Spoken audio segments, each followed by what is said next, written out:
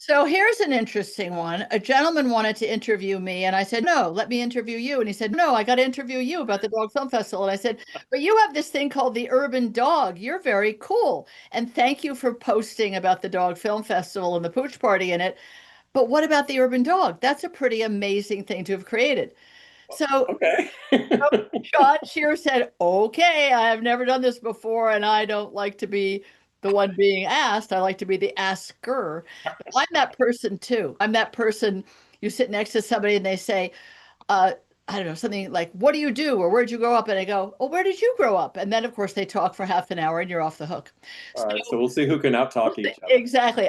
Under talk each other, not talk to each other. All I'll tell you about the Dog Film Festival if you tell people about the Urban Dog, because right. it's an accomplishment that people think they never think a person made an online calendar of all the things that people in a particular urban area, in this case, New York, could do with their dog. They think it just happens. I don't know. Well, maybe nowadays you'd be obsolete and some AI thing would collate all that, but you've been doing it for a while. Yeah, I start with I'm going to pride myself that I'm not using AI at all to Yay. do Well it. done. I'm not, hence the problems I've been having connecting with you right now. Funny, but we did it, folks. We're here to. But no, everything I do, I take all the pictures myself, or I use pictures that friends have taken, I or in particular, there's one photographer that I've worked with over the years. And if you look at want the to give a site, shout out to the photographer. We her like name to is name names. yeah, her name is Natalie Sievers. She was named one of the best pet photographers in New York City a couple of years back. She has Wow. since moved to LA, Oh, so that's okay. She's still very good. she's still taking pictures, and you Nice. can Google her online.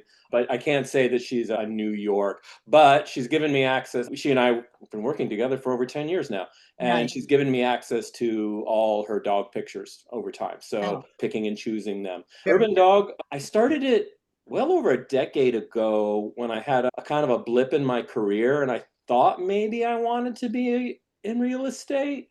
And I joined a friend of mine's very successful real estate team, and I decided I was going to distinguish myself by being pet friendly.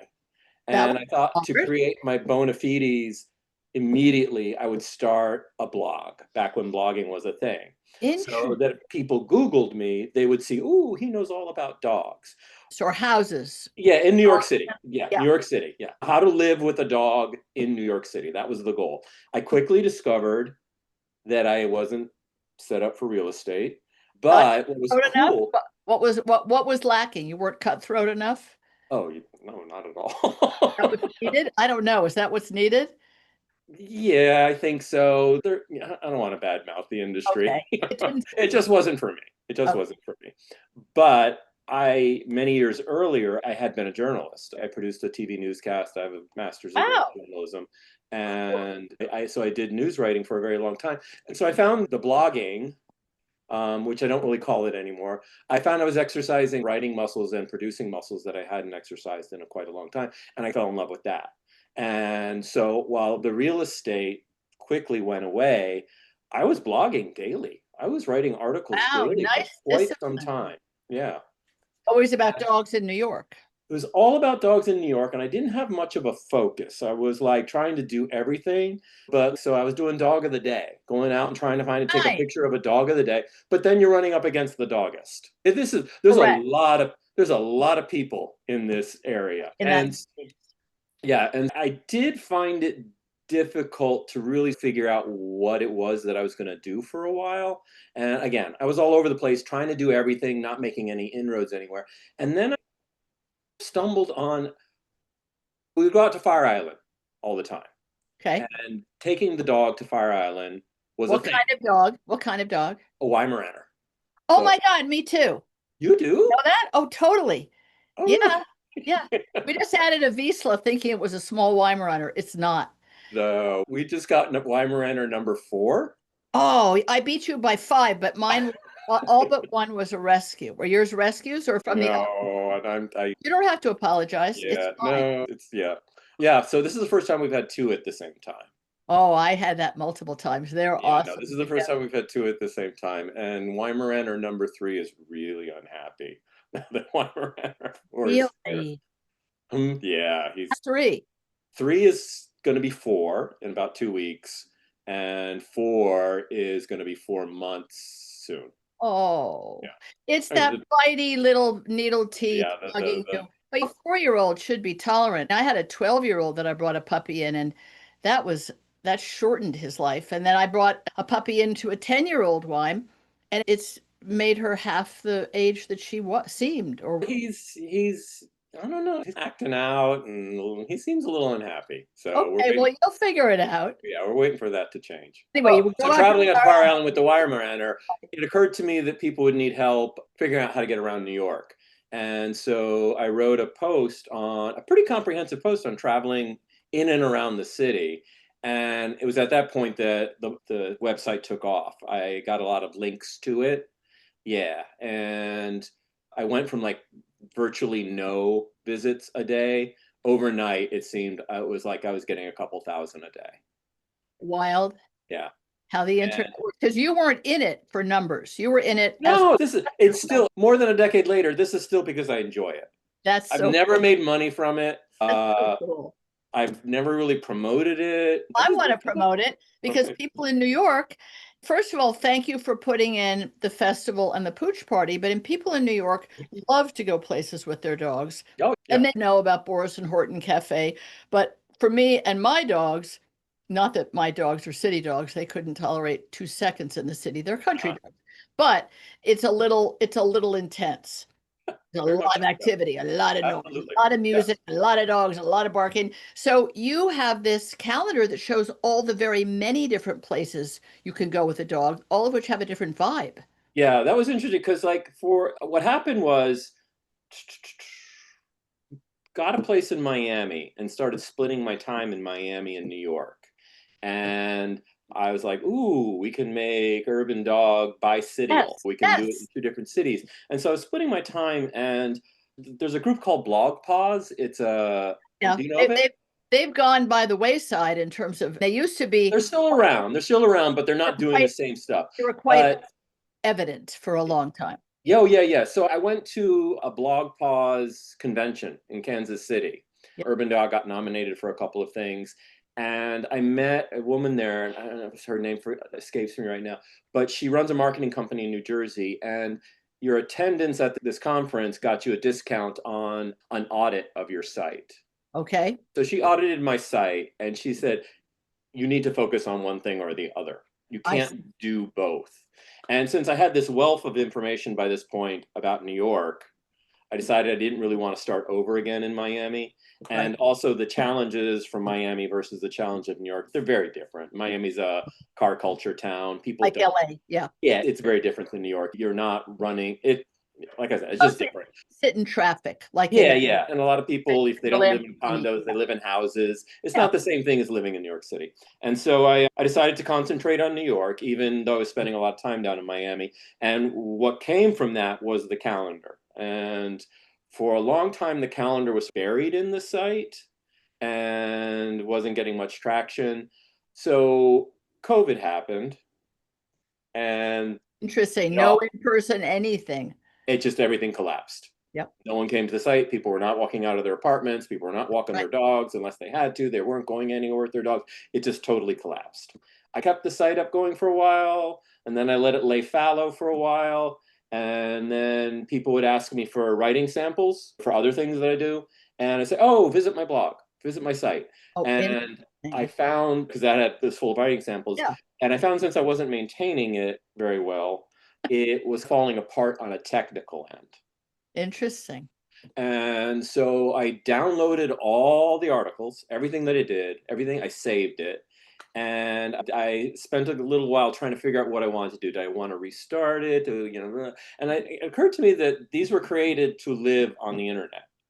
Right. Having them in a folder in my computer wasn't doing anyone any good, and they weren't living in the place they needed to live in. And I decided to migrate away from WordPress, which is where it had been before, and it was this Frankenstein monster of a website that was impossible to maintain. And I switched over to Squarespace, so shout out to Squarespace. Relaunched it last December. And so I've been, So we're talking about a year ago. yeah, almost a year ago now. So I've been systematically reposting old posts and Mark. updating them where necessary. and writing new posts. And I moved the calendar to the front page. And I'm making the calendar more of a signature element of the site. Whereas before it was a throwaway based on the audit. You need to really be about New York. So I thought, okay, I'll stick a calendar of events. But I'm not really thinking that way anymore. Now I'm just trying to make it the best site that it could be. And I really like the way the calendar looks on the homepage. I like the events page. So it's working out well, I think. I think it's great for people that you're doing it. The urban dog, there are a lot of them. I don't, the numbers must be in the millions of Oh, dogs. there's more dogs in New York than there are children. Interesting, eh? When you consider what private school costs, $50,000 for a But isn't preschool, that a it remarkable begins to make statistic?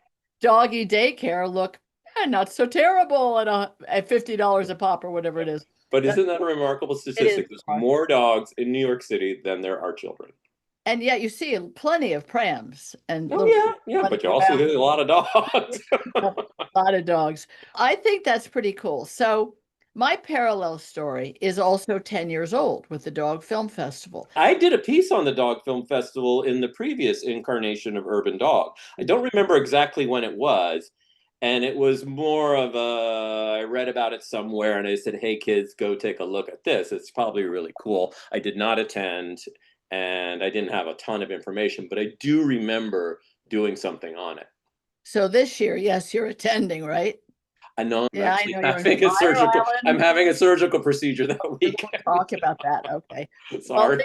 it's all right. I might give you a sneak preview Okay, afterwards. cool. So this in the same way, I did it without an intention, certainly not to make money. And luckily, since that wasn't my intention, it has not been the driving force behind it. It was more this idea of a way for people who are gaga over dogs, fascinated by dogs, loopy about them, to Mm, come together and have a shared experience.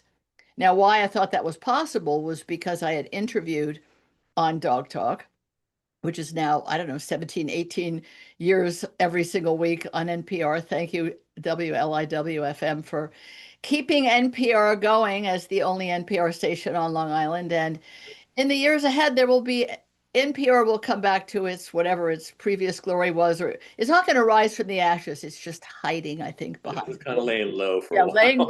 low until all that noise stops. Yeah. So there was someone I interviewed from the Walker Arts Center in Minneapolis, Okay. where they had, which sounded so wackadoo, they had gotten an outdoor screen and put a bunch of cat videos up on it and invited people in the community for free to sit on this grassy hill and look at cat videos. I personally am not an animal video fan, the kind that people make themselves and then they laugh at. America's Funniest Home Videos, America's Funniest Animal Videos. I don't find them funny. To me, it's there's a whole part about shaming the animal, laughing at the animal, putting the animal in awkward positions so that we can then laugh at the awkward position it's in, upside down, its head in a flower pot, or what have you. But people love it, and they're cat lovers. They were, and also dog lovers, but it's the cat lovers who seem more enchanted by videos. So I At interviewed, the time of LOL Cat. oh, there's so many, there was Grumpy Cat, there's so many cats, Oh, many and of which Grumpy Cat. I forgot they about made a Grumpy Cat. fortune. They all made a fortune. They would go to cat gatherings, professional ones, and charge $50 or some amount of money to take a picture with the cat. Oh, there's a whole sub industry. It's just you don't want to judge real estate. I don't want to judge the way that people are enjoying the cat thing in their lives, but it wasn't for me. I take my information really seriously, and people who make entertainment around cats and dogs and now other animals, whether it's art, photography, film, sculpture, macrame, there's all things that people do. I love all that. Hmm. In any case, I thought, okay, so I could have a dog film festival, not videos, but films, meaning something somebody made with an intention, an idea, a theme, a motivation, something they wanted to convey, as opposed to just capturing something goofy, silly, what have you, in the moment. And I have no idea, Sean, why I thought I could not only gather those films and then edit them together into a program, but then somehow find a theater in New York to show it in, and then get people to know that it was there and to come. I have no idea why I thought that was possible, but I did. It was a kind of a strange moment in my life where incredibly difficult personal problems. Were you living in New York at the time, or were you No, up in I Vermont? was already in Vermont. No, Okay. was I in East Hampton? No, I was in Vermont. I can't remember. I was in East Hampton. I lived in East Hampton year round. Okay. And then I left when that was not a place that I found livable year round. I was there because of the Norman Rockwell aspect at the time of the Hamptons. Very pretty little towns. Come Labor Day, the place emptied out. Restaurants shut down. The Yep. one movie theater I would go to with my friend Kirsten, and we would see one movie a week by ourselves in the theater, like private screenings. And then come Memorial Day, the crowds would come Yeah. and all the locals and the year-rounders would hide. But of course, now they're all there year-round, and it's been changed dramatically. So I moved to Vermont to be in a more rural, more trees than people, more cows than cars kind of place. So that first year, you had said to me, how has the film festival changed? The first year, every film I found, I made it into a 2 hour block. So if it was an hour long, then I put in some other smaller, shorter films because it was going to be a short film festival, short meaning less than a feature film length.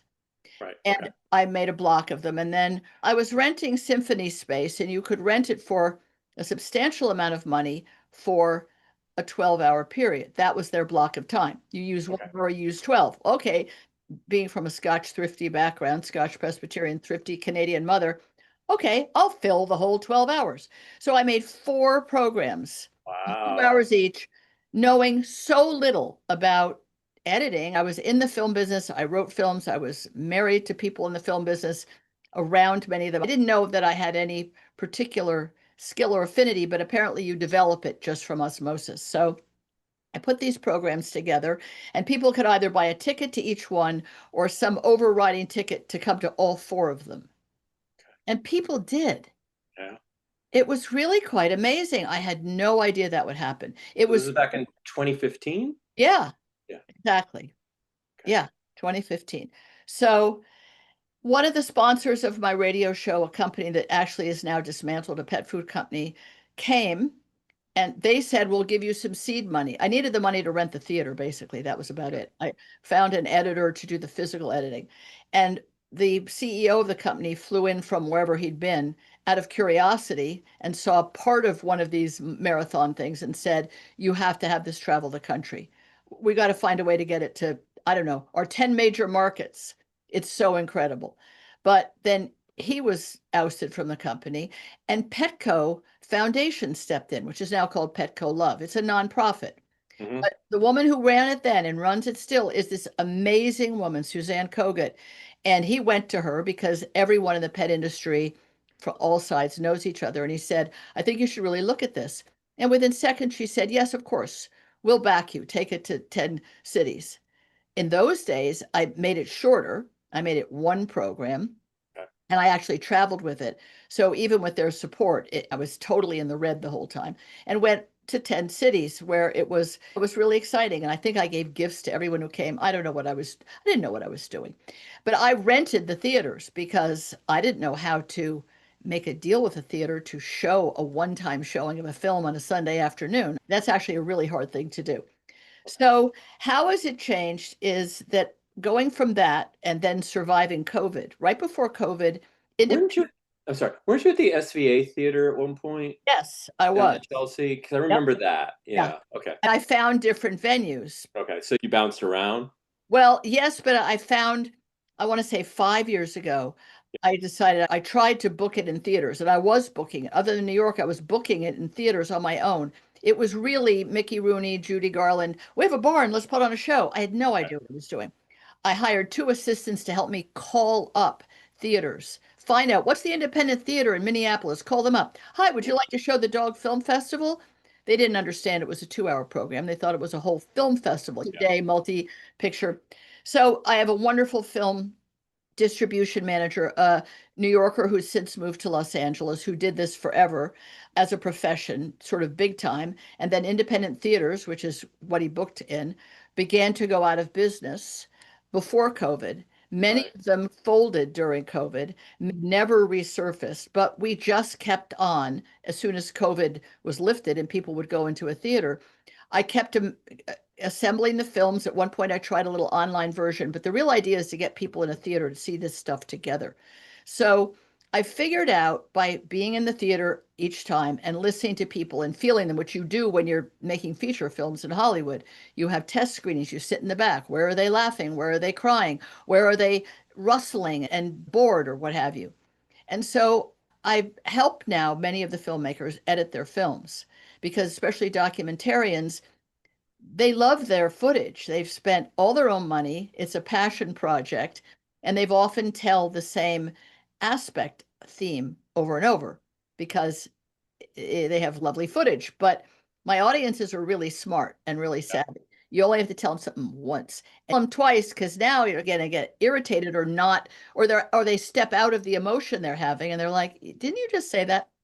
Mm. So now the difference is that it's highly curated, much more tightly curated. So I go from animation to a music video to a documentary. Purina Dog Chow came in last year and is still there with the Service Dog Salute films because they've been giving money to service dog organizations that train dogs just for veterans with PTSD, very specifically. And last year there was at SVA, huge thing with veterans flew in with their dogs from around the country. It was really amazing. This year there's two films that have won a prize from Purina Dog Chow that again tell that story of that veteran and a dog. So the Service Dog Salute films are in it, and they're great and very different than the other movies. That was one of the things I was thinking about before we spoke was your curation selection process.